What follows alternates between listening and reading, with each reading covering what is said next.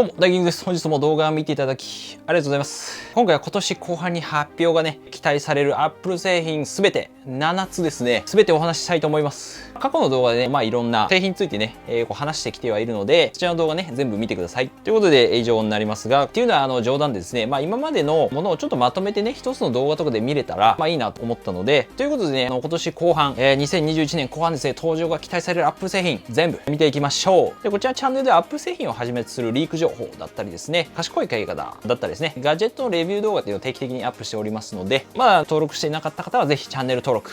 お願いいたします。登録していただくと死ぬほど喜びます。あと、通知ベルもオンにしていただくとですね、最新情報届きやすくなりますんで、またコミュニティ機能というものでね、プロ製品はじめとしたセール情報とか、お得な情報をですね、これ見れたりしますので、ぜひ通知ベルをオンにしてね、こういった情報を見逃さないようにしてください。Twitter も日々こちらタイムリーに更新してますので、フォローもね、お願いいたします。で、まずね、発表が期待される Apple 製品、一つ目ですね。まず iPhone 13ですね、iPhone 13。毎年9月のね、登場が高齢化してる iPhone なんですけども、iPhone 13のね、アップデート、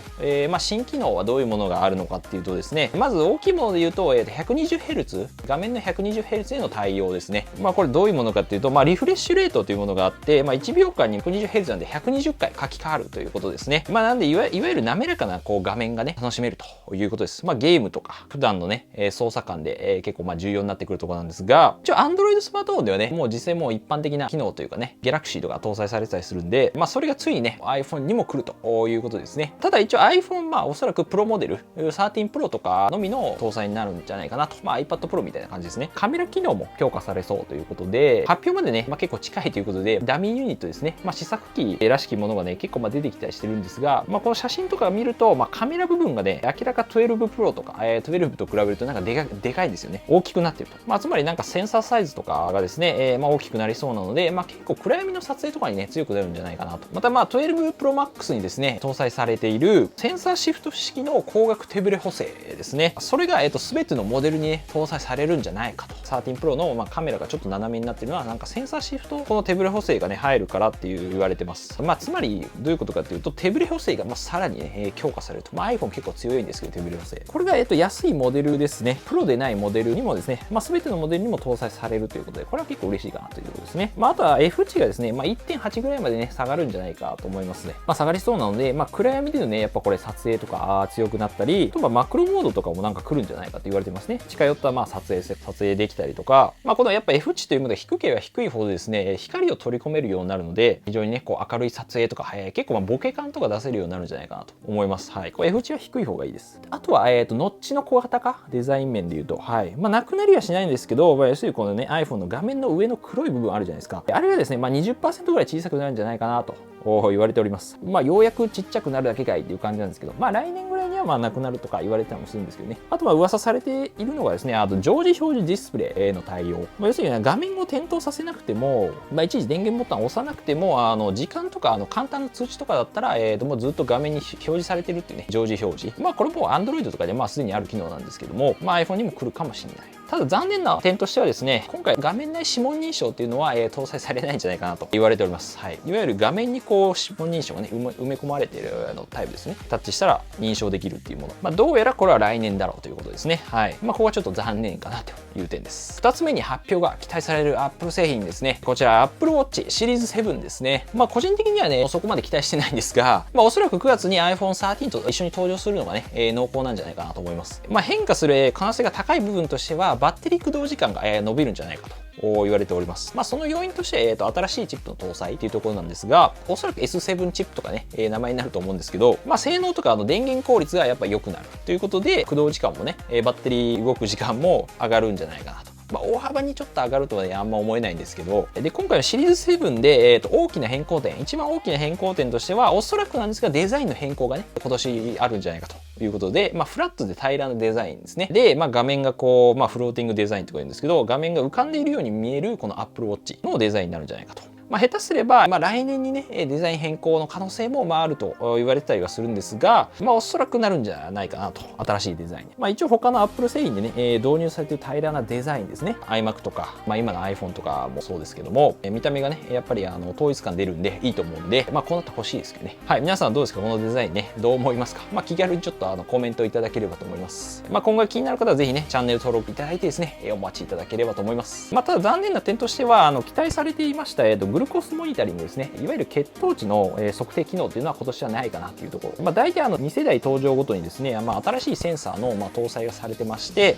例えばシリーズ4で電気の心拍センサーが乗って、シリーズ6ですね、今新しいモデルで血中酸素濃度って測れるようになったんですけども、血液中に酸素が行き渡っていくかどうかってところなんですけど、ってことはシリーズ8で搭載かなっていうね、わかんないですけどね、勝手に思ってます。というわけでね、今紹介した2つの製品がおそらく9月のイベントで発表されるだろうと思います。で、ちょっとさっき見た記事では AirPods 3ももしかしたらデジタイムズがね、AirPods 3を生産を9月に開始するみたいなこともあったので、もしかしたら一緒に出るかもしれないですね。AirPods Pro は年内はないと思います。で、その後にね、Apple の発表会、こちら期待できるのがですね、10月ですね。10月のイベント自体が、今年もあるかどうかっていうのはちょっと微妙なところなんですけど、あるとすれば、ここでよくね、出てくるのはやっぱ新しい iPad ですね。ここで登場が期待されるもの3つ目としてはですね、iPad mini 6でございます。例えば、ブルームバーグの記事によればですね、画面の境界線が狭くなるんじゃないかというふうに報じてまして、ホームボタンの取り外しもテストされてるんじゃないかと言われております。つまり2012年から続く古いデザインからね、ようやく9年ぶりにアップデート、iPad Air とか Pro のような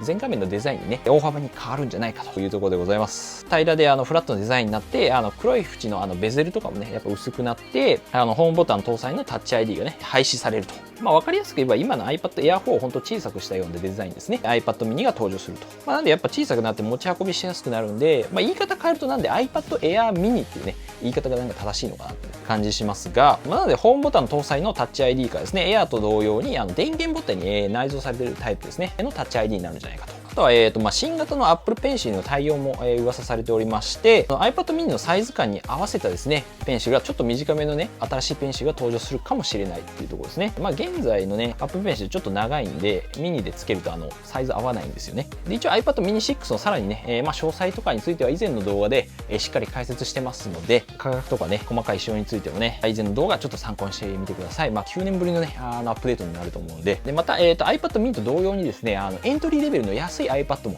新しくなるんじゃないかと言われております。それはですね、発表期待される製品4つ目、iPad9 世代ですね。はい。こちらのブルームバーグによりますと、Apple はですね、今年の後半に、特に学生向けにですね、最も安価な iPad、こちらをより軽くて薄いデザインで登場する予定なんじゃないかと、報じております。iPad8 世代よりですね、薄くて軽いということはですね、ついにフルラミネーションディスプレイの対応をこれ表してるんじゃないかなということですね。で、iPad8 世代は安くてコストパフォーマンスはね、非常に最高なんですけども、結構画面が古いタイプなんで、ここはやっぱ改善されるっていうね、ところだと思います。反射防止の例えばコーティングだったりですね、これなんで光の反射が抑えれるものですね。あとは高色域ディスプレイってものですね。P3 への対応。これいわゆる表現できる色の範囲が多くなるので、より正確に綺麗にね、画面が見えたりするものですね。あとはトゥルートンディスプレイとかですね。iPhone で搭載されてますけども、周りの環境に合わせて画面がちょっと暖色になったりとか、ちょっと白目になったりとか。ここら辺の改善はですね、かなり結構大きいんじゃないかなと思いますね。あと性能に関してはですね、今の A12 から A13 バイオニックチップにアップグレードするんじゃないかなということですね。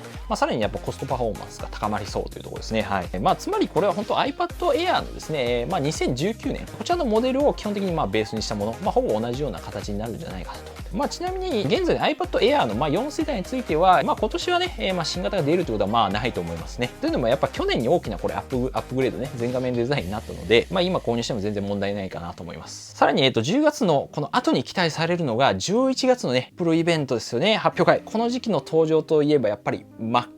ですね。昨年は、M1 チップ搭載のね、Mac がですね、3つ登場しました。はい。今年はそれを超えるね、さらにすごいものが登場しそうですね。ということでね、まず登場が期待されるのが5つ目、MacBook Pro 14インチでございます。この14インチは現在のプロの、13インチの安い後継モデル置き換わりになるものですね。一応現在のね、ものは2016年からずっとね、今のデザインなので、なんで5年ぶりのね、これ MacBook の大きなアップデートになるんじゃないかと。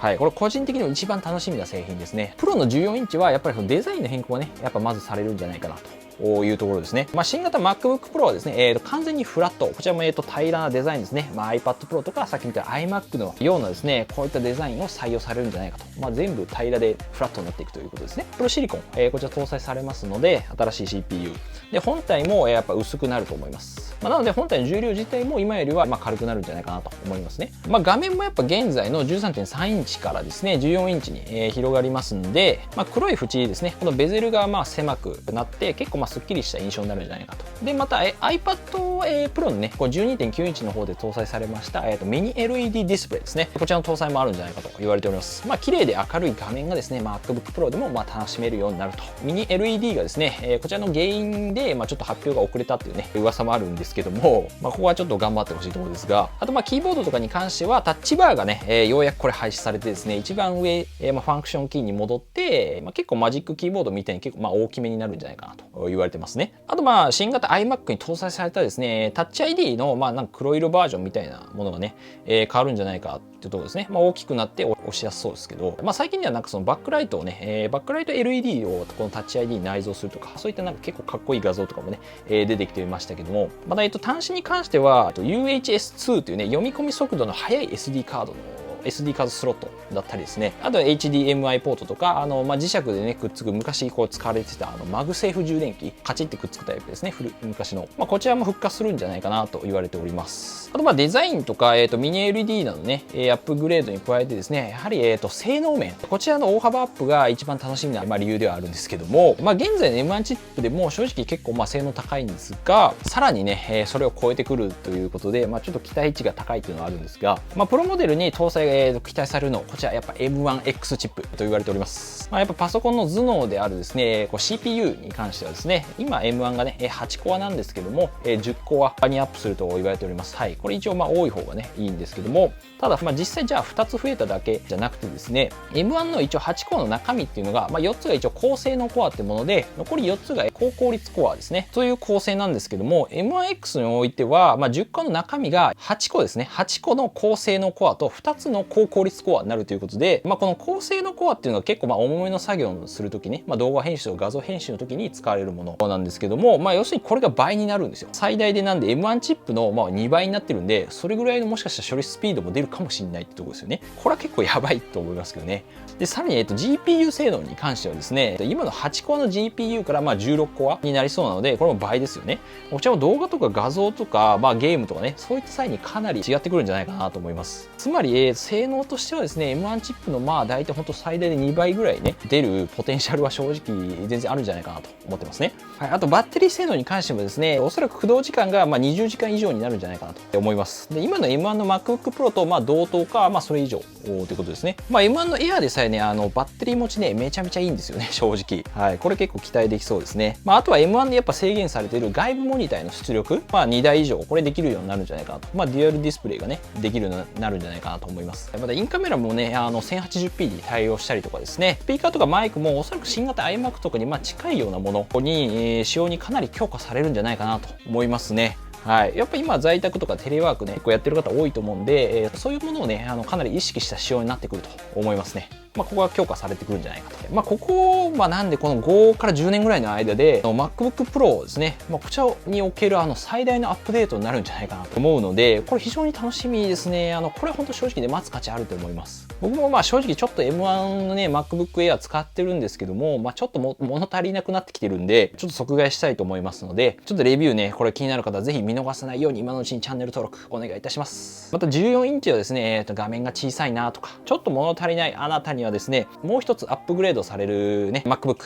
はい、そちらがですねもう一つの MacBook Pro 16インチですね。この16インチもですね2019年に、登場してからですね、大きなアップデートはねちっちゃいアップデートあったんですけど、ないので、これも楽しみでね、ものになるんじゃないかなと思います。基本的にデザインとか仕様に関しては、先ほどお話しした、14インチとね、一緒だと思いますが、14インチの、違いを言うとですね、大きな画面っていうのはもちろんなんですけども、おそらくバッテリー駆動時間も、本体サイズが大きいので、伸びるんじゃないかと。14インチより、長くなるんじゃないかなっていうところだったりですね。また、オプションとしてこの GPU のコア数が、おそらく32コア、16コアから32コアまで選べるようになるんじゃないかなと。あと、メモリとかもおそらくね、64GB まではいけるんじゃないかなと 32GB までっていうね、なんか話もあったりするんですが、特にやっぱ GPU 性能とかに関しては、2020年の、